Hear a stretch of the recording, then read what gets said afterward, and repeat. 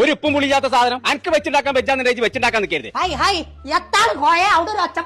എന്നാ നിനക്ക് വെക്കാൻ പഠിച്ച ഒരു ഉള്ളി തക്കാളി ഒക്കെ കൂടി കണ്ട് ഏരപ്പാക്കിക്കോളൂ ചാറ്. കറുപ്പാക്കിക്കല്ലേ ഏരപ്പാക്കിക്കാന്ന് ചാറല്ല കറുപ്പാക്കല്. അങ്ങനെ തന്നെ വേണമെനിക്ക്.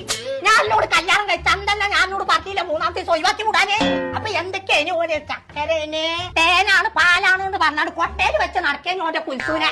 അമ്മായിമാര് പറഞ്ഞിട്ട് ഒഴിവാക്കാൻ നിൽക്കുകയാണെന്നുണ്ടെങ്കിൽ കേരളത്തിൽ ഒരു ഒറ്റ മരക്കൾ വരെയുണ്ടാവില്ല. എത്ര അമ്മായിമാരെ കുറ്റം പറയേ. ഞങ്ങൾ പെണ്ണുങ്ങൾ ഒറ്റ കെട്ടാണ്. ആർക്ക് വെച്ചുണ്ടാക്കിയ പറ്റിയില്ലെങ്കിൽ ചൊട്ടക്ക് പോയത് ഒരു ചിക്കൻ വാങ്ങാണ്ട് വെച്ചിട്ടാക്കാ. ഒരു ചിക്കൻ കറിയും ബീഫ് കറിയൊക്കെ ഉണ്ടാക്കാന്നുണ്ടെങ്കിലേ എമ്മ വരെ പഠിച്ചൊന്നും വേണ്ട. 10-20 കൊല്ലം ഞാൻ ഗൾഫിൽ കാലുത്തിയ വെറുതെ ചച്ചിങ്ങള് തൊള്ളോണ്ട് പടായി വിടാതെ ചെന്ന് ഉണ്ടാക്കണം. ഉണ്ടാക്കും ഞാൻ ഉണ്ടാക്കി ഞാൻ കാണിച്ചു തരാം. കുഞ്ഞപ്പോ കുറച്ച് ഉള്ളിയും തക്കാളിയാ പീടി പോയി കൊടുത്താ അതിനൊക്കെ എന്റെ ഔട്ട്രു എത്തുണ്ടാക്കി കൊടുത്താലും ഓനവും ഉണ്ടാതെ ഇന്ന് തിന്നോളും.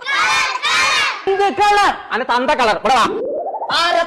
അന്റെ തന്ത നീക്കേ പീടി പോയി കുറച്ച് സാധനങ്ങൾ വാങ്ങിക്കൊണ്ടാണ്ട് ഞാൻ അങ്ങാടി പോയി ഇപ്പൊ തരാം. സാധനം എന്താന്ന് പറയാ പോട്ട്. എത്ര വേണ്ടേ? തക്കാളി ഉള്ളി പച്ചമുളക് ഇഞ്ചി വെളുത്തുള്ളി പോയിക്കൊണ്ടേ. പച്ചത്തുള്ള പോന്നോളി ഇപ്പച്ചാ. ആ വാ അന്നെ കാത്താ നിക്കണതേ. സാധനങ്ങളോടെ ചിക്കനും മീനും ഇറച്ചി ഉണ്ടാക്കപ്പോ ഉള്ളി തക്കാളി ഒന്നും വേണ്ട.